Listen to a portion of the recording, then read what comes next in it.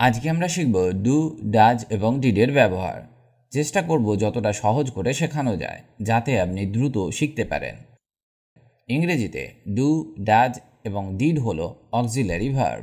এদেরকে ব্যবহার করা হয় কোয়েশ্চেন অ্যান্ড ইন্টারোগেটিভ সেন্টেন্স তৈরি করতে, মানে এদের দিয়ে প্রশ্ন করা হয় এবং নাবাচক বাক্য তৈরি করা হয়।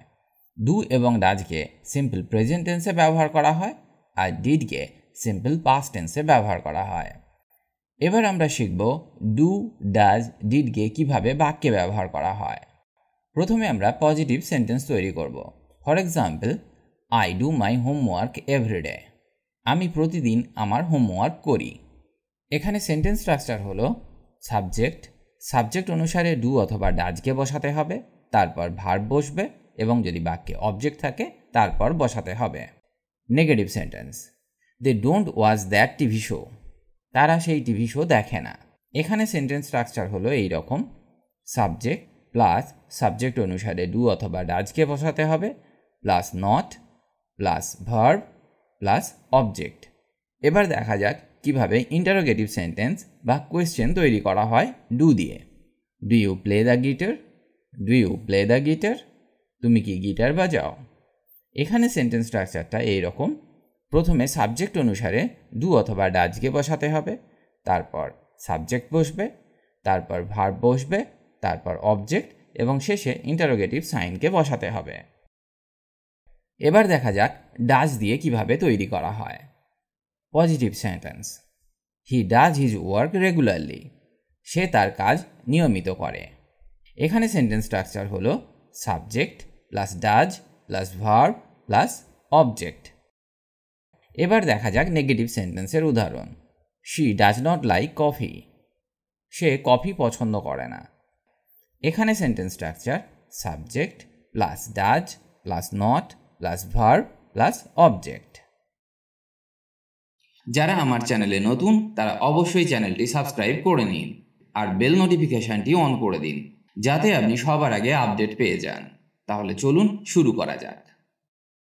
এবার আমরা শিখব ডাজ দিয়ে interrogative sentence. Does she speak English? সে কি ইংলিশ বলতে পারে? এখানে সেন্টেন্স স্ট্রাকচার, প্রথমে সাবজেক্ট অনুসারে ডাজকে বসাতে হবে, তারপর সাবজেক্ট বসবে, তারপর মেন ভার্ব বসবে, তারপর অবজেক্ট এবং শেষে ইন্টারোগেটিভ সাইন। এবার দেখা যাক ডিডকে কিভাবে ব্যবহার করা হয়। ডিড দিয়ে যদি পজিটিভ সেন্টেন্স তৈরি করা হয় তাহলে এই রকম হবে, we did our best in the competition. প্রতিযোগিতায় আমরা আমাদের সেরাটা দিয়েছি। তো এখানে সেন্টেন্স স্ট্রাকচার এইরকম, subject plus did plus verb plus object. এবার নেগেটিভ সেন্টেন্স শেখা যাক। He didn't go to the party. He didn't go to the party. সে পার্টিতে যায়নি। এখানে সেন্টেন্স স্ট্রাকচার এইরকম, subject plus did plus not plus verb plus object. এবার দেখা যাক ডিড দিয়ে কিভাবে ইন্টারোগেটিভ সেন্টেন্স বা কোয়েশ্চেন তৈরি করা হয়। Did they enjoy the movie? তারা কি সিনেমাটি উপভোগ করেছে? তো এখানে সেন্টেন্স স্ট্রাকচার হবে এইরকম, প্রথমে ডিডকে বসাতে হবে, তারপর সাবজেক্ট, তারপর ভার্ব, তারপর অবজেক্ট এবং শেষে ইন্টারোগেটিভ সাইন। এই সেন্টেন্স স্ট্রাকচারগুলি আপনাকে মনে রাখতে হবে, যাতে আপনি সব সময় সঠিক বাক্য তৈরি করতে পারেন। তবে আপনাকে এটা মনে রাখতে হবে, ডুকে ব্যবহার করা হয় প্রেজেন্ট টেন্সে এবং যখন বাক্যে ডুকে ব্যবহার করা হবে তখন বাক্যের সাবজেক্ট হবে I, you, we, they. Does দিয়ে বাক্য তৈরি করলে বাক্যের সাবজেক্ট থাকে হি, সি, ইট ইত্যাদি এবং ডাজকেও প্রেজেন্ট টেন্সে ব্যবহার করা হয়। ডিডকে সমস্ত সাবজেক্টের সাথে ব্যবহার করা হয়, কিন্তু পাস্ট টেন্সে ব্যবহার করা হয়। তবে এখানে মনে রাখতে হবে যে যখন পজিটিভ স্টেটমেন্ট তৈরি করা হয় তখন ডু, ডাজ, ডিডকে ব্যবহার করা হয় না। যেমন, আই লাইক টু রিড। আমি পড়তে পছন্দ করি। They play football. তারা ফুটবল খেলে। এই ধরনের বাক্যে ডুকে ব্যবহার করা হয় না। আবার, সি ইটস ব্রেকফাস্ট। সে সকালে নাস্তা খায়। এখানে she third person singular number, তাই ভার্বের শেষে এস বা ইএসকে যোগ করতে হয়। সেই হিসাবে এখানে সি এর পরে ইটস বসেছে। পরের উদাহরণটা দেখা যাক। সে সিনেমা দেখে। He watches movies. He watches movies. Say cinema দেখে। এই দুটি বাক্যে ভার্বের শেষে এস বা ইএসকে যোগ করা হয়েছে, তাই আর ডাজের ব্যবহার হবে না। Did, we visited the museum. আমরা জাদুঘর পরিদর্শন করেছি। এই বাক্যে ভার্বের পাস্ট ফর্মকে ব্যবহার করা হয়েছে, তাই আর ডিডকে ব্যবহার করা যাবে না। Did you finish your work? তুমি কি তোমার কাজ শেষ করেছ? এটা ইন্টারোগেটিভ সেন্টেন্স এবং পাস্ট টেন্স গঠন করতে এখানে ডিডকে ব্যবহার করা হয়েছে। এবার আমরা শিখব ডু, ডাজ, ডিডের আরও কিছু ব্যবহার। To form questions in the simple present tense. Simple present টেন্সে কোয়েশ্চেন করতে ডু এবং ডাজকে ব্যবহার করা হয়। যেমন, তুমি কি পিৎজা পছন্দ করো?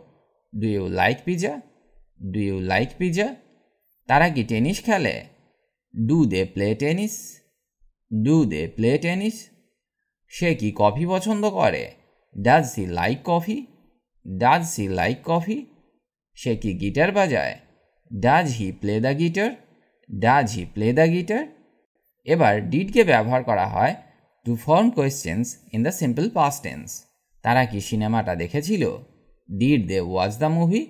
Did they watch the movie? তুমি কি কাল রাতে পার্টিতে গিয়েছিলে? Did you go to the party last night? Did you go to the party last night?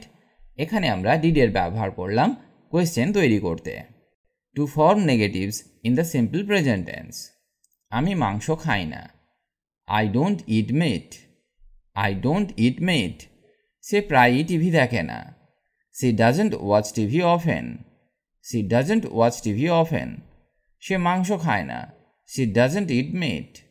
C doesn't eat meat. সে প্রায়ই টিভি দেখে না। He doesn't watch TV often. He doesn't watch TV often. এখানে আমরা do এবং ডাজকে ব্যবহার করলাম নেগেটিভ সেন্টেন্স তৈরি করতে। To form negatives in the simple past tense.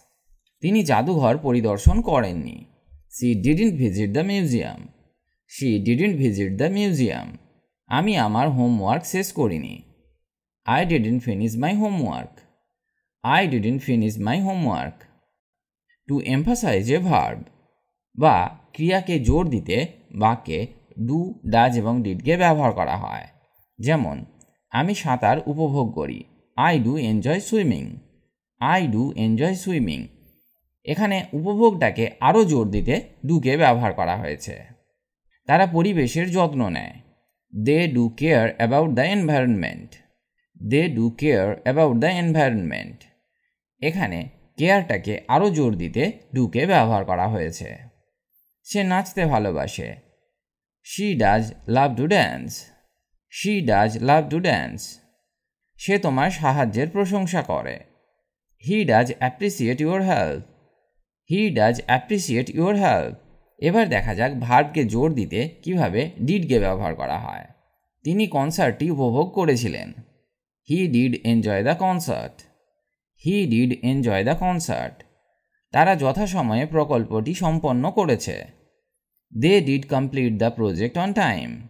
They did complete the project on time. তুমি চকলেট পছন্দ করো, তাই না? You like chocolate, don't you? You like chocolate, don't you? আপনি সেখানে গিয়েছিলেন, তাই না? You visited there, didn't you? You visited there, didn't you? Do, does এবং ডিডের আরও কিছু ব্যবহার আমরা শিখব, যেগুলি আমাদের দ্রুত স্পোকেন ইংলিশ শিখতে সাহায্য করবে। ডু, তারা তাদের সেরাটা করে। They do their best. They do their best. তারা কি ইংরেজি শেখে? Do they learn English? Do they learn English? আমরা তাকে চিনি না। We don't know him. We don't know him. তুমি কি আইসক্রিম পছন্দ করো? Do you like ice cream? Do you like ice cream? আমি এটা বুঝি না। I don't understand this. I don't understand this. তারা কি ছাড় দেয়? Do they offer discounts? Do they offer discounts? তোমার কাছে টাকা আছে? Do you have money? Do you have money? এবার আমরা শিখব ডাজের ব্যবহার। সে চকলেট পছন্দ করে। She does like chocolate. She does like chocolate. সে সামুদ্রিক খাবার খায় না। She doesn't eat seafood. She doesn't eat seafood. সে ভালো সাঁতার কাটে না। He doesn't swim well. He doesn't swim well. সে কি তাকে চেনে? Does she know him? Does she know him? এটা ঠিক মতো কাজ করে না। It doesn't work properly. It doesn't work properly. এটার স্বাদ কি ভালো? Does it taste good? Does it taste good? এটা ভালো মাপসই না। It doesn't fit well. It doesn't fit well. এটা কি বাজে গন্ধ? Does it smell bad? Does it smell bad? সে কি কাছাকাছি থাকে? Does she live nearby? Does she live nearby? এবার আমরা শিখব ডিডের ব্যবহার। তারা তাদের সেরাটা করেছে। They did their best. They did their best. সে ফুটবল খেলতো না। He didn't play football. He didn't play football. তারা কি ইংরেজি শিখেছিল? Did they learn English? Did they learn English? তুমি কি আইসক্রিম পছন্দ করতে? Did you like ice cream? Did you like ice cream? সে এখানে কাজ করেনি। He didn't work here. He didn't work here. আশা করি আজকে আমি এদের ব্যবহার আপনাকে শেখাতে পেরেছি। ভিডিওটি আজ এখানেই শেষ করছি। তবে এইগুলি ভালো করে বারবার অভ্যাস করুন, কারণ এগুলি সবসময় ব্যবহার হয় ইংরেজি বলতে গেলে। ফ্লুয়েন্টলি ইংলিশ বলতে গেলে আপনাকে এগুলি শিখতেই হবে, তবেই আপনার কনভারসেশন দীর্ঘ হবে। দ্রুত ইংরেজি শিখতে গেলে আপনি এই ওয়েবসাইটটি ভিজিট করতে পারেন, englishbengali.com। এখানে স্পোকেন ইংলিশ বিষয়ক অনেক কিছু পেয়ে যাবেন, যা ইংরেজি শিখতে অনেক হেল্প করবে। ভালো থাকুন আর আমার সাথে ইংরেজি শিখতে থাকুন।